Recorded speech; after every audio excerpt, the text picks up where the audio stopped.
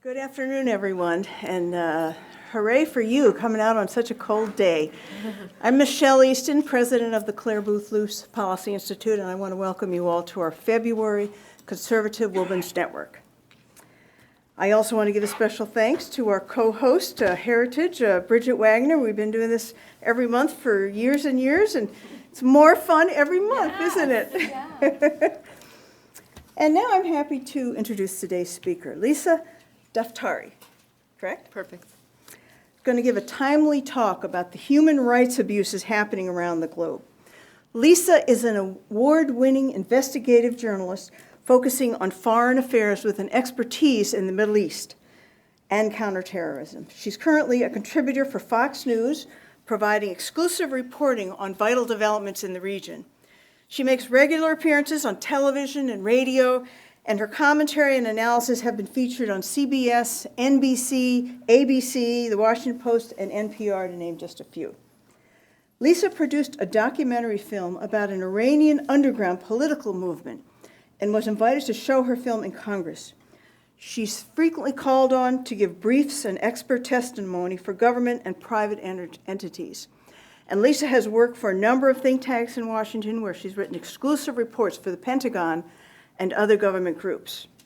Before joining Fox, Lisa worked as a producer in the investigative unit at NBC in Los Angeles, where she helped break the story of the bomb plot in which an Islamist prison gang planned to bomb several prominent sites in LA. Lisa holds a master's degree in broadcast journalism from the Annenberg School of Journalism at the University of Southern California, where she received a Presidential Merit Scholarship for her studies. In her last year of graduate school, Lisa was selected as a fellow to the Carnegie and Knight News 21 Investigative Journalism Initiative. She completed her undergraduate degree in Middle East Studies, Spanish, and music at Rutgers University with the highest of accolades. She's fluent in Persian and Spanish, is an avid opera singer, and a pianist. Please join me in welcoming Lisa Daftari.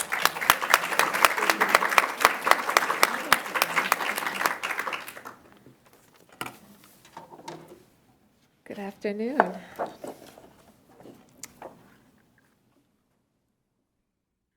The topic I selected to speak about today, I figured we'll touch upon a lot of what's going on in the headlines, but feel free to jot down any questions you think of, and I'll be very happy to answer them after.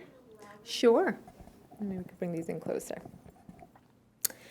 My mother recently shared with me that on the day I was born, she cried. These weren't tears of joy over the birth of her first daughter.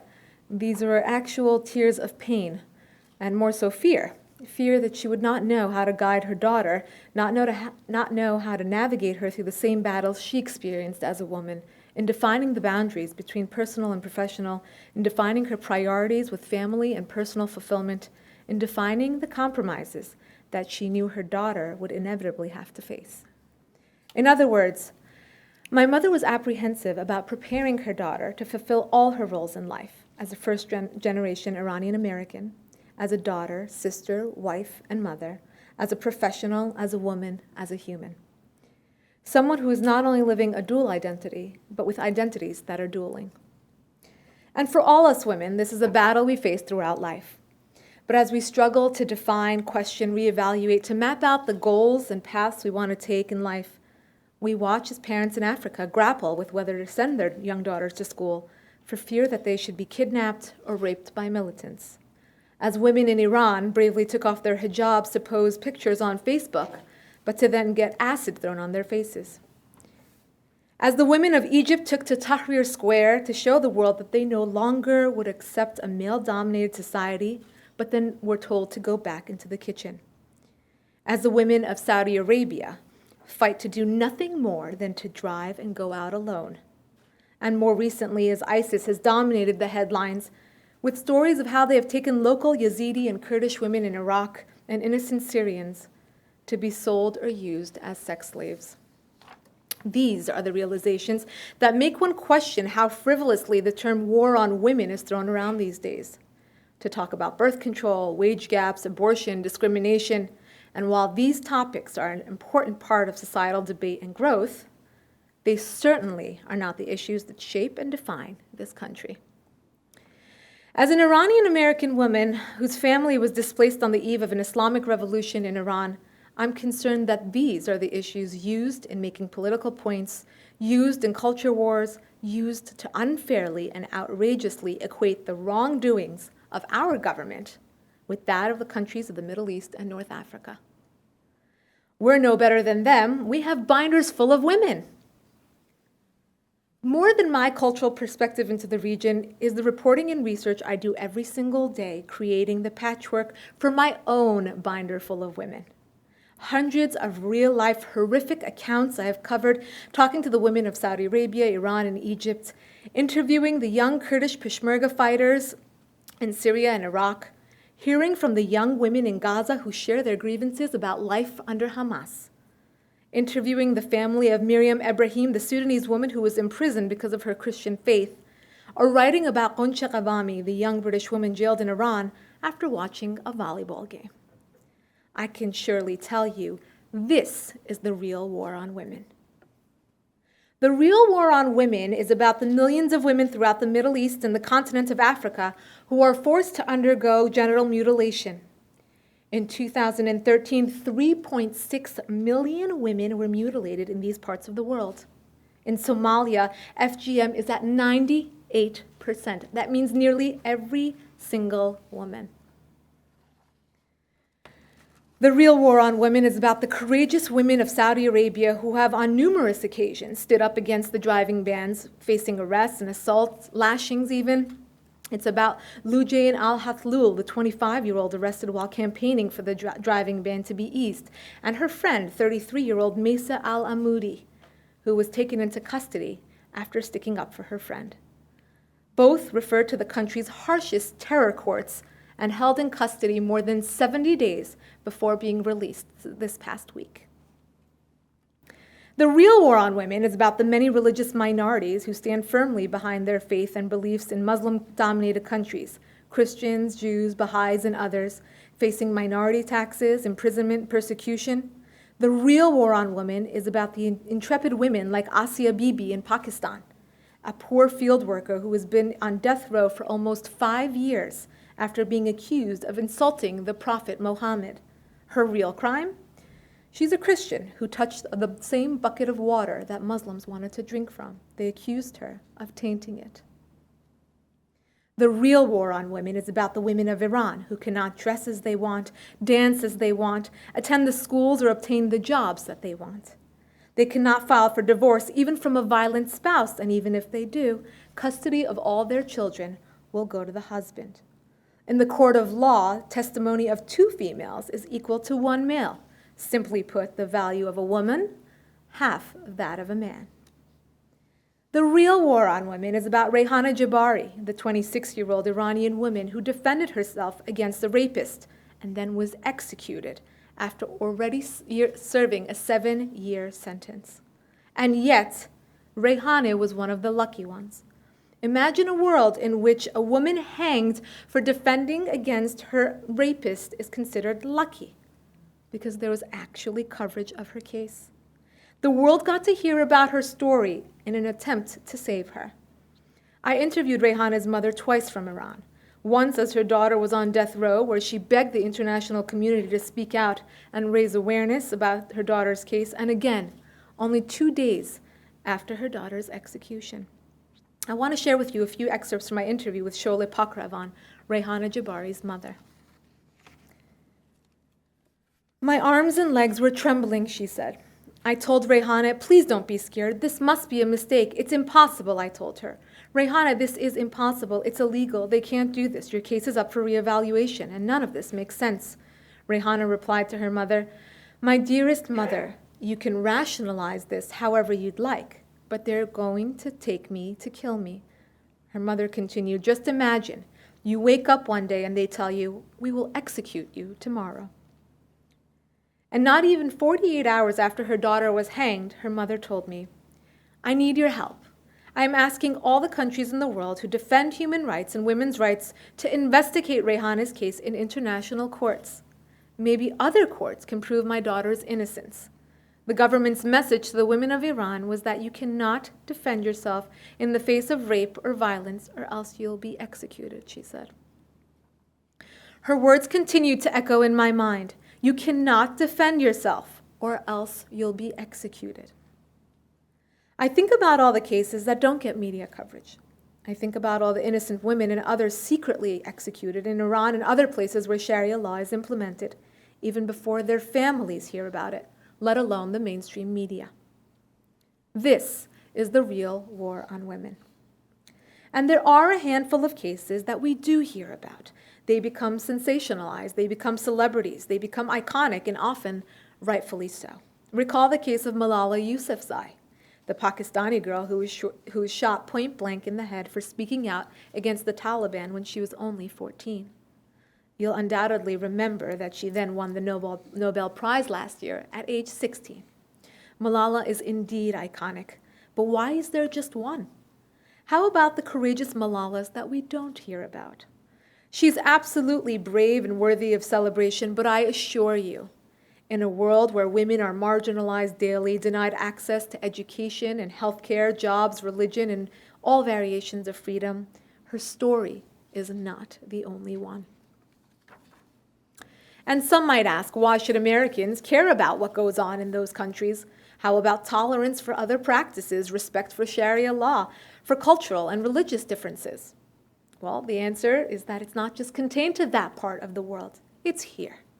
It's in Europe, it's in our cities, it's in our places of work, it's in our schools. Tolerance is respectable, but ignorance about these truths is irresponsible.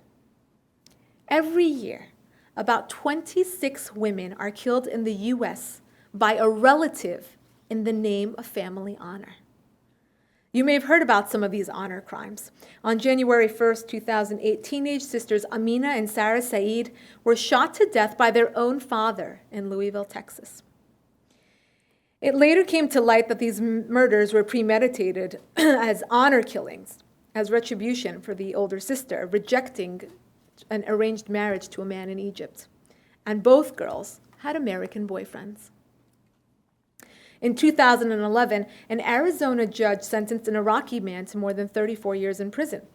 He ran over his 20-year-old daughter because he claimed she'd become too westernized. Yes, Sharia law is here in the U.S., and this too is a war on women. So the first question becomes, why doesn't the media cover more of these stories, both here and abroad? And the second, what can we do to stop it? A few different factors go into media coverage, mainly the news cycle, what's in the headlines for the day, to access to these types of stories, and ability to report on these stories and to give them the proper contextualization. In the case of the real war on women stories, I'd like to believe that there is in fact a growing appetite and interest on both sides of the political aisle, but it isn't enough. This isn't a right, left, or conservative or liberal issue, mainly because it doesn't have to be. Especially in a post-partisan era where finding common ground is the only constructive way forward. Americans on both sides are missing these stories, and for as long as we refuse to see human rights, national security, and counterterrorism as nonpartisan issues, we will all miss the point. As this nation prepares for another presidential election, there is fear that while ISIS, along with many of these other horrific stories, are now dominating the headlines, the right will illustrate the poor foreign policy record of the left, and the left will push aside these harsh realities with an agenda to portray the right as anti-female and heartless, refusing to help women with abortions and birth control. And maybe it's not because it's the truth that they believe in, but because they're further exploiting a bigger problem in this country, where young people, popularly referred to as the millennials, are more deeply moved by frivolous topics than by the real ones that will actually shape our future. Education and awareness. Those are our only hopes in continuing to raise the profile on these stories of these victims and to do our best to stop these barbaric practices here at home. I want to share a little personal story with you. A little over 2 months ago, I was honored by the Iranian Women's Organization in Los Angeles. and at the very last hour realized that the gala where I would have to go to accept my award was being held at the Beverly Hills Hotel. For those of you who are not familiar, this is a beautiful, iconic hotel on Sunset Boulevard where celebrities gather and symbolic of everything Hollywood, except that it's owned by the Sultan of Brunei, a leader who's imposed Sharia law on his own people. But the fact that Brunei marginalizes and persecutes women, minorities, and homosexuals has not been lost on Los Angeles' Hollywood communities, many of whom have publicly boycotted the hotel. Even celebrities such as Jay Leno, Ellen DeGeneres, and John Legend have spoken out and supported the boycott.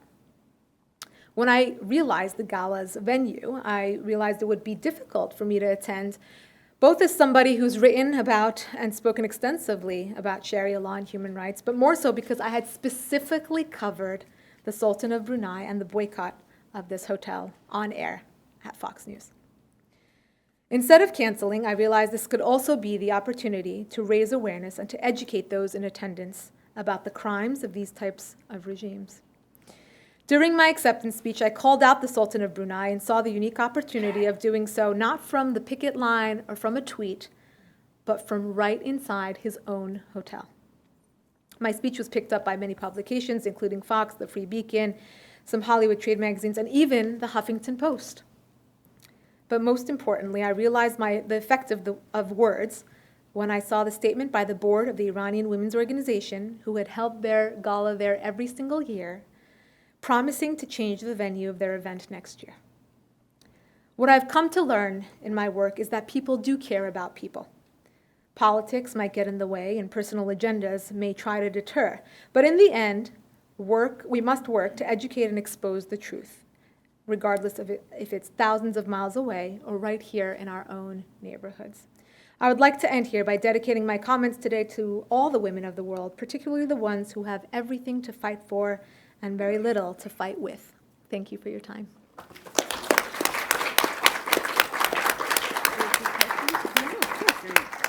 Thank you so much. Just very moving hearing that list. Scratching the surface. Really. Right, right. We have time for some questions. Do we have microphones here? Yes, we do. Okay, and if you would give your name and your affiliation if you have one. I see one down here in the front, and here's another mic, yes? And I'll let you call on people, okay? Oh, sure. Go ahead. Hi, thank you. I'm Penny Starr with CNS News. I noticed that you mentioned Sharia law, and I've attended and reported on other events where Sharia law is identified as the part of the Islamic religion that is causing the extreme violence and terrorism in the Middle East that you've spoken about. Is that the specific part of Islam that is behind ISIL and Al-Qaeda and the other terrorists? Right. So Sharia law is Islamic law as taken from the Quran. What ISIS claims to be doing is to take the Quran and its teachings and Sharia law in a very literal way. What others, more moderates, claim is that they've hijacked and basically taken advantage of what. So I'll give you the best example, and the word that's probably the most important word in all of this is jihad. So obviously jihad is looked at as a holy war by ISIS and other groups. Again, I want to point out something that cannot be even stressed enough anywhere, whether it's at Fox or CNN or MSNBC.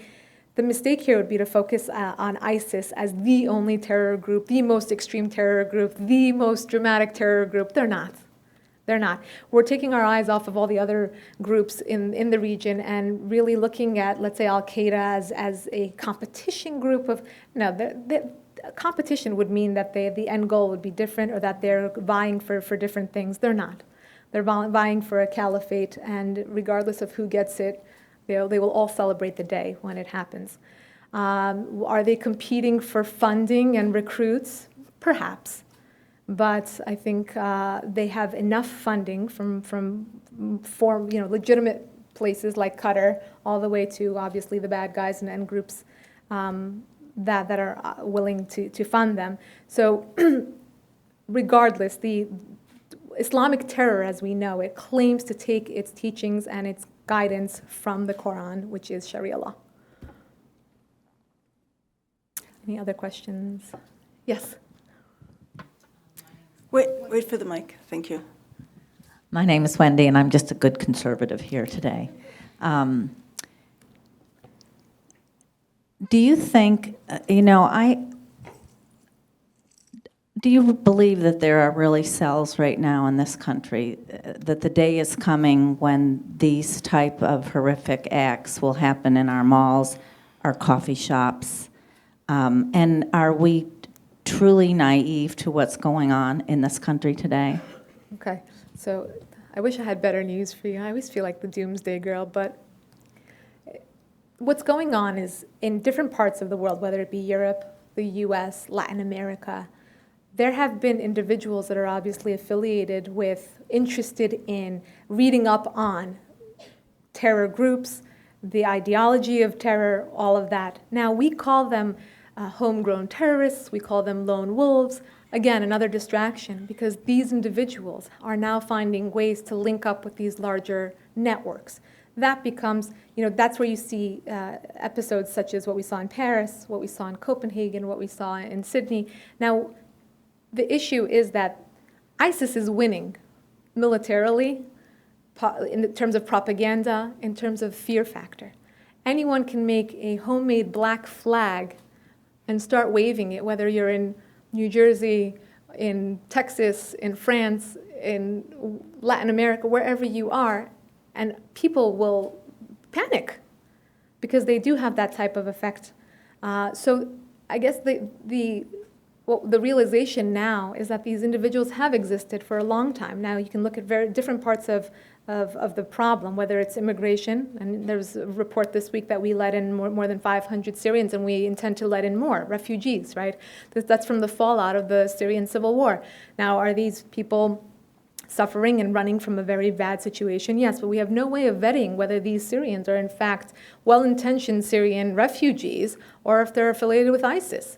And the bottom line then becomes, do we have an administration that we can trust that will put our national security before these refugees? And until we have a way of vetting, we have to stop that. Second, social media, the way that they're becoming, recruited at a faster pace than ever. ISIS, again, gets the spotlight is on ISIS because they're Jihad 2.0. They've figured out a way to really make this bombastic, bring to the front line fabulous videos that look like Steven Spielberg had a hand in, and rap videos, and Twitter pages that are really effective. I mean, they have a fantastic social media team that's really out there and is able to connect with these individuals. And that's exactly what we're seeing. Now, whether they will coordinate something on the ground here, I believe that these foiled attacks are giving us some confidence in that our counterterrorism measures have been increased to fit the level of threat that we feel at this point.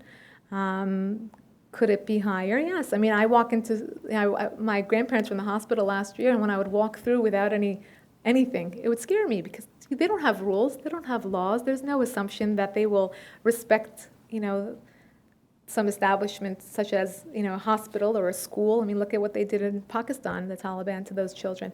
So it is scary. It's definitely eye-opening. But again, it's the mistake of local and federal law enforcement officials to really start, leaving some sort of a distinction between the lone wolves and the individuals and the homegrown versus the larger network. It's all a threat that's really meshing together at this point, unfortunately. Yes.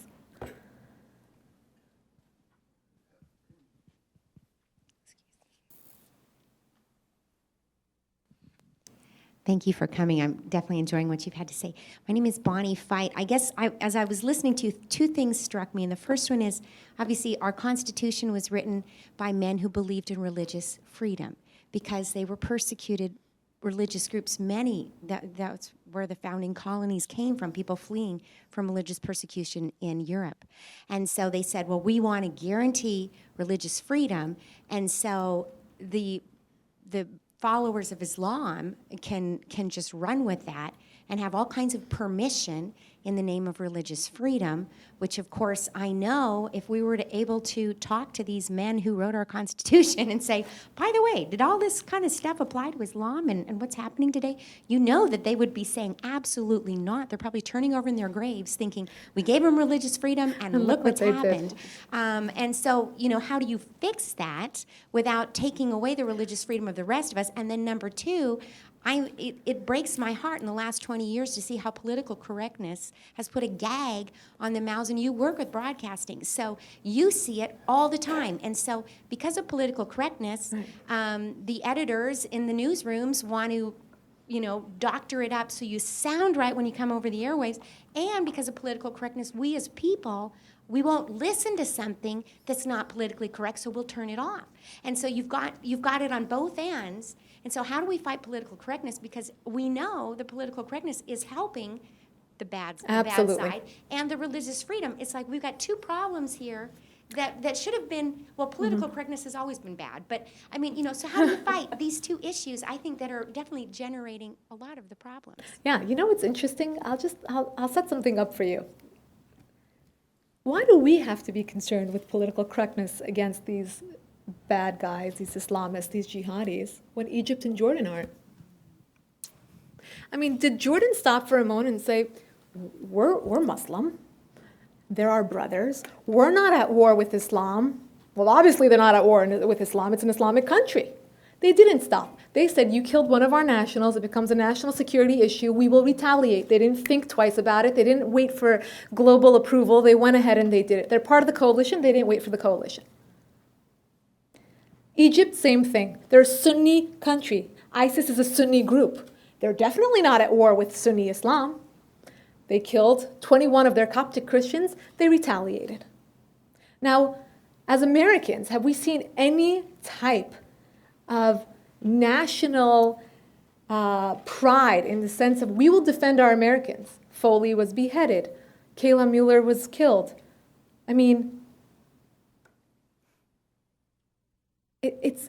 There's no room for political correctness when they're at war with us. We don't even have to define. When you watch the president make his talks on Wednesday, I believe it was, this week is such a blur, on Wednesday, more about apologizing and stepping on eggshells with the Islamic community, that's a slap in the face of the Islamic community. It is. Because if he has to stop and address, well, you're not part of the problem. Of course they're not part of the problem.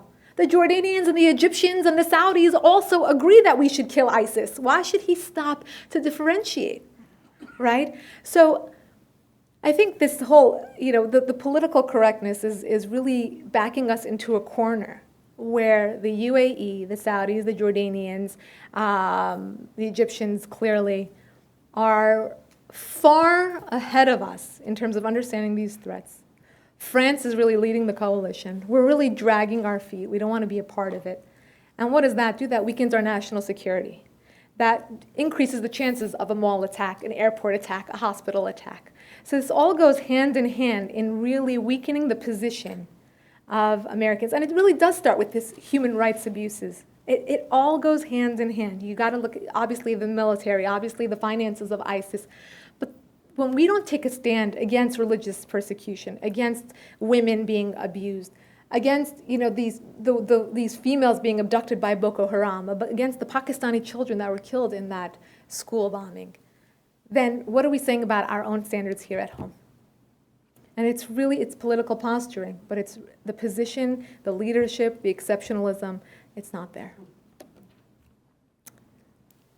Here, Yes. give her a mic. Yeah.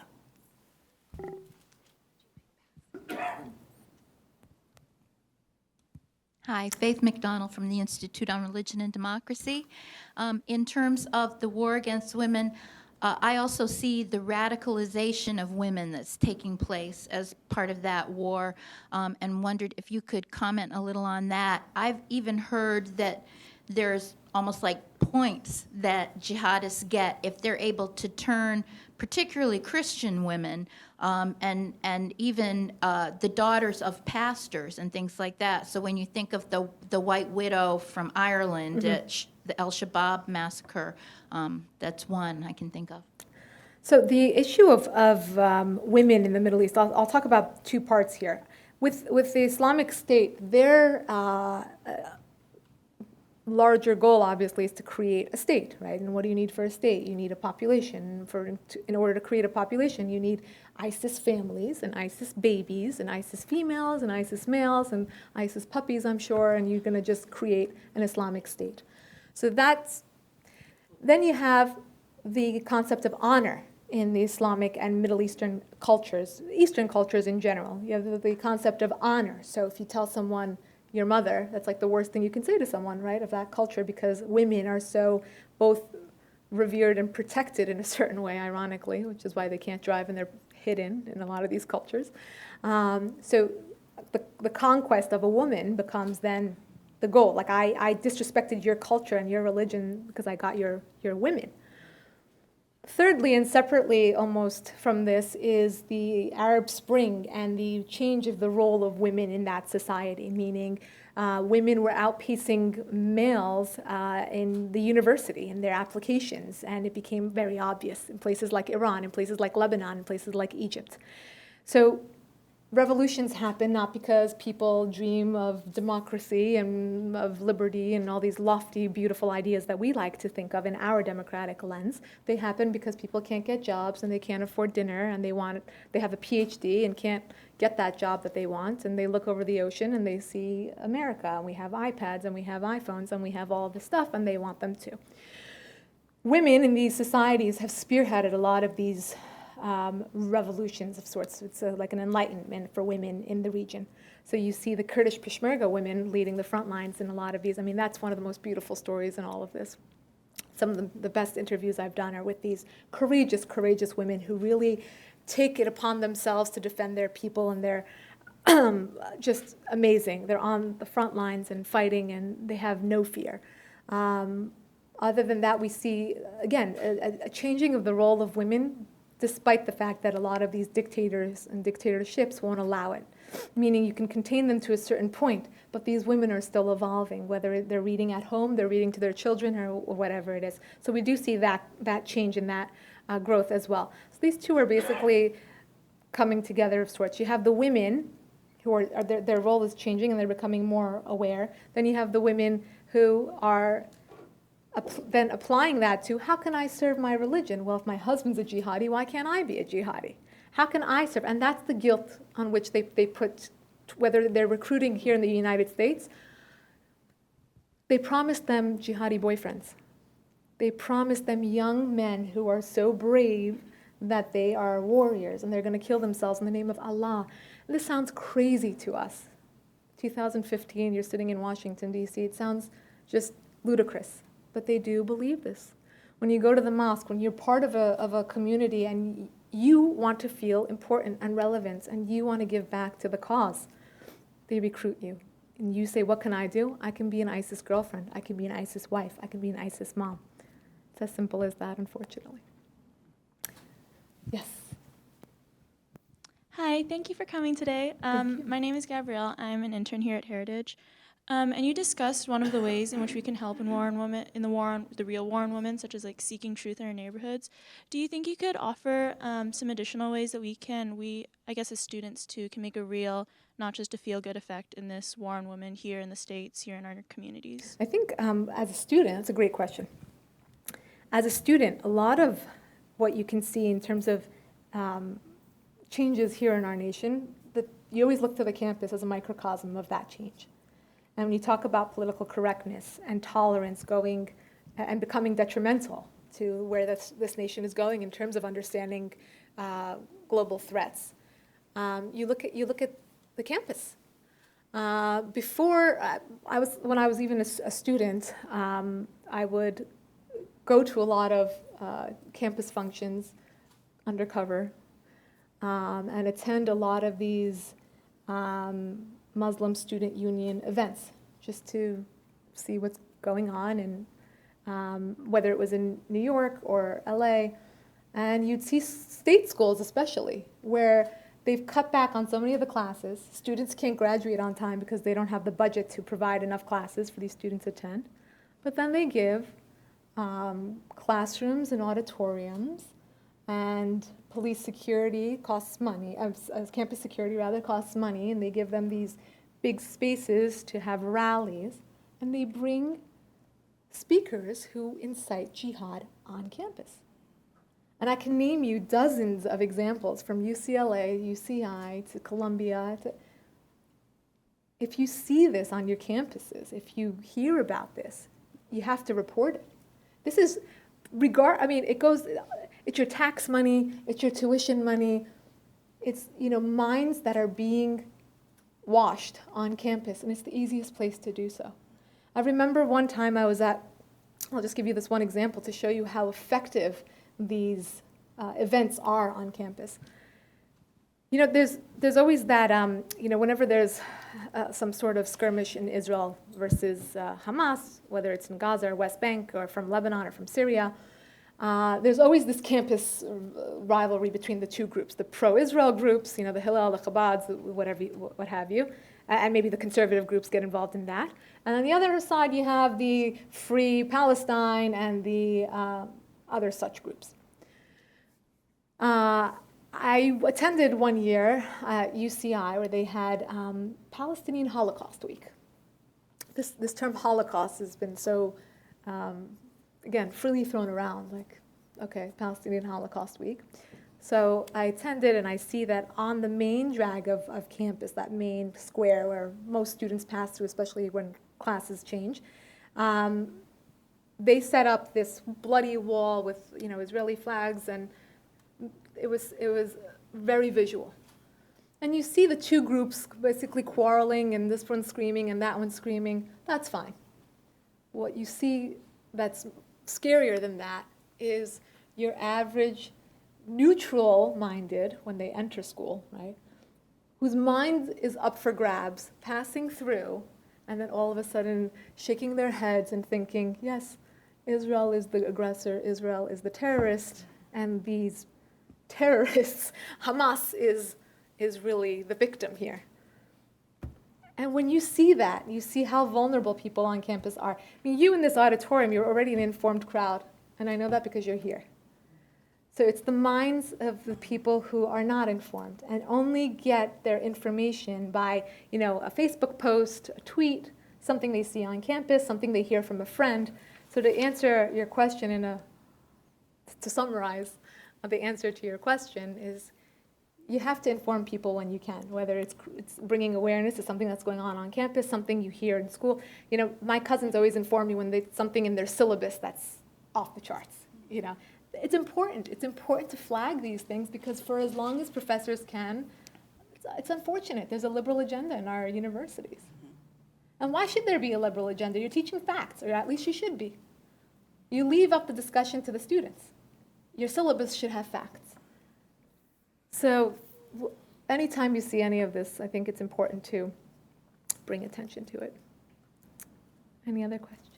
Can I just ask you what you thought, as a journalist, following this conference that the Obama administration has had this week on violent extremism? We've all seen the kind of pushback in the media and the tweets and everything, but if somebody as knowledgeable as you, who studied the Middle East as you have, and being a reporter, how closely have you followed it, and what would you tell us as an observer of the conference? Yeah, what should we be aware of that happened? It was disturbing. It was disturbing because it was further distancing. It was a demonstration of how our administration is further distancing itself from the truth.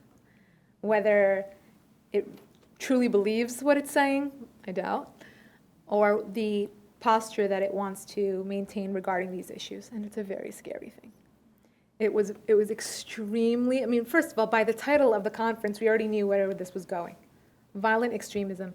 Starts out the talk with Oklahoma City. I knew right then and there. I mean, I've done tons of interviews with people who say, well, there was Oklahoma City. Yes, you can name me one thing.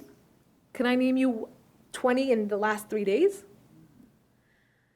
I mean, this is how they conflate the talking points. And to have our president come to the podium and do the same thing, it's disturbing.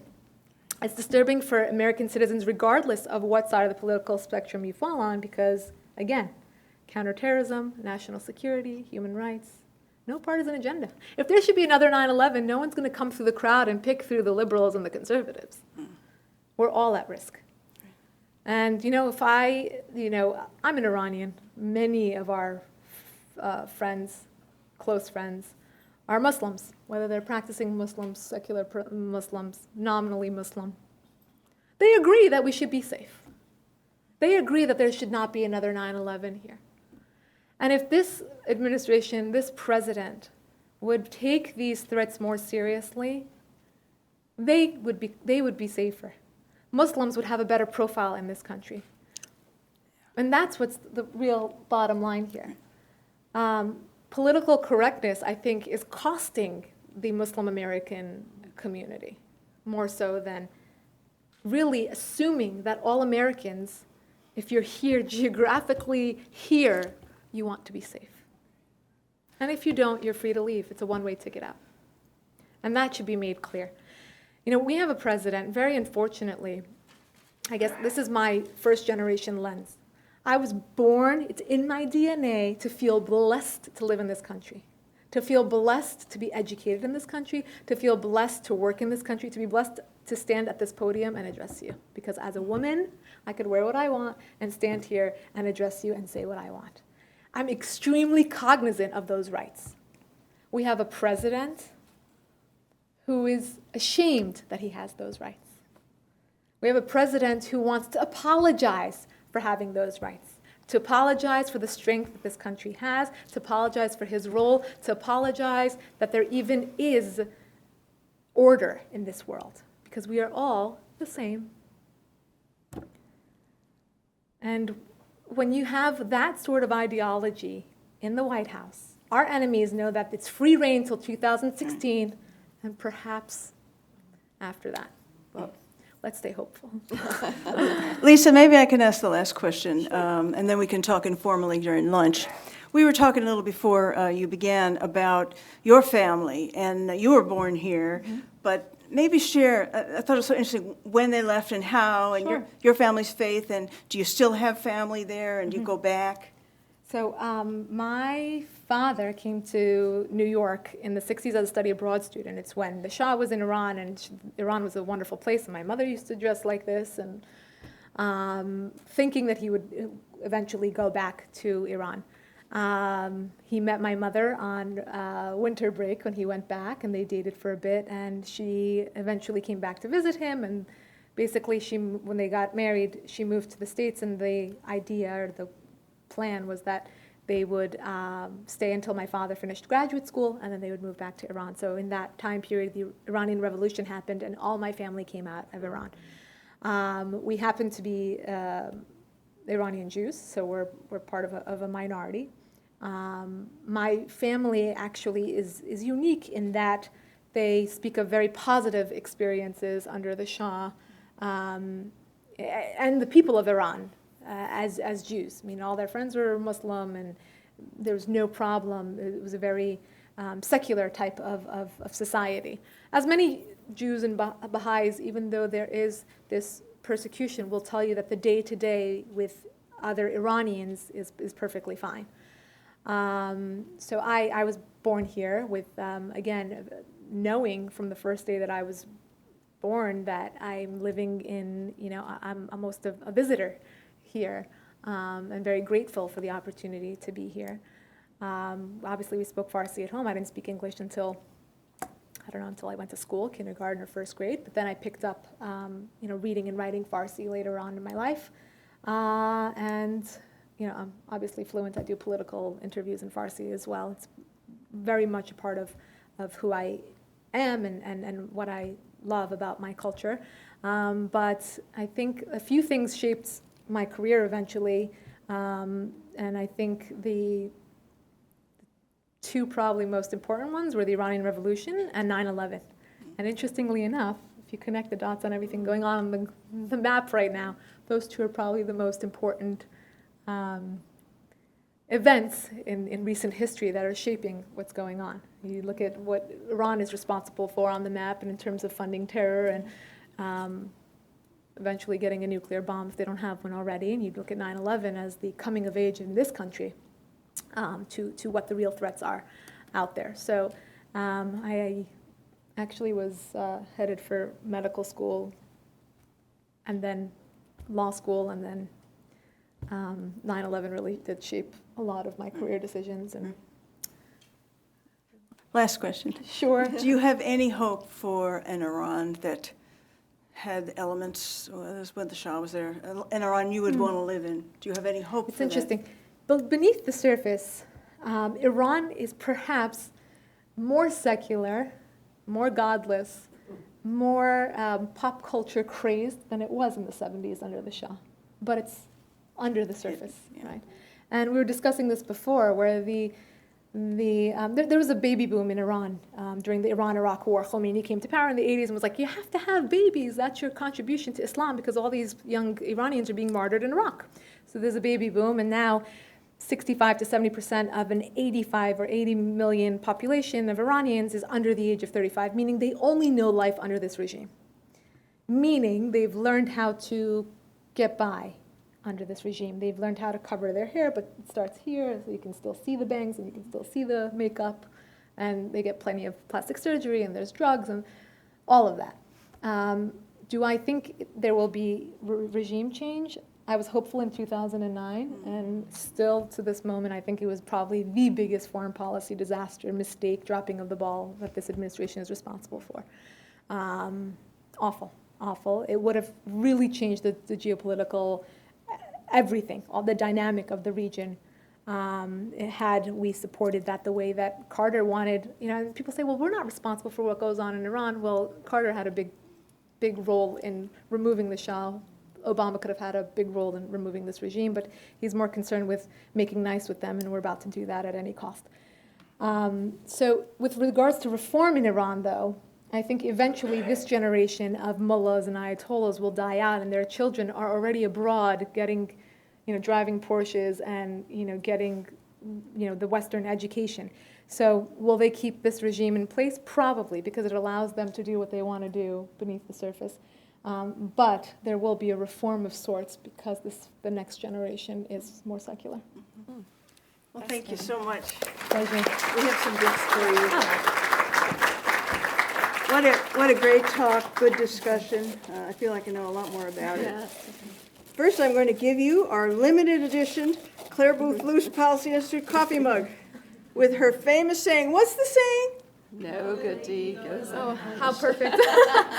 And then a tote bag, so you can put thank all you. your gifts in there. Thank you very much. From Heritage, our Heritage Guide to the Constitution. This is the new edition. If you all haven't seen it, you can order it online. And for the rest of you, please join us outside the auditorium for lunch with Lisa, and I'm sure she'll be able to entertain any individual questions that you have as well. But thank you so much. This was a wonderful discussion. We really appreciate you being I just here. had one thing to say. How many of you are students? Okay, this is just a little plug, forgive me. Excellent. A week from tomorrow, every year we pick a woman of the year. A week from tomorrow, Saturday at CPAC, one of your colleagues, KT One of good McFarland. friends. It's a noontime lunch. You have to go to our website. We're almost filled up. So go to our website and register. It's a wonderful lunch. It's a mentoring lunch. Sorry, guys, it's only women students, and talk some about these issues as well. Next Saturday. At CPAC. At CPAC, yeah. If you Terrific. get over there. Oh, great. Well, thanks so much for joining us.